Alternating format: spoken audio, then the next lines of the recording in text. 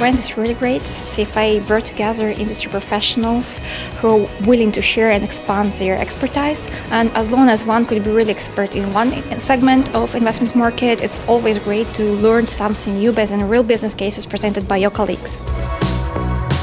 I think that the asset valuation and portfolio management, these are the two core pillars of the whole CFA curriculum, and that's why for CFA charter holders this topic should be of great interest. And in Ukrainian context, valuation of assets is a big problem, because in real life you can see that local valuators sometimes give you the price for the same asset which differs 10 times from the low to highest. And of course, professional attitude to valuation is a crucial problem for Ukrainian realities now. That's why this workshop raised such great interest, I think, among our members.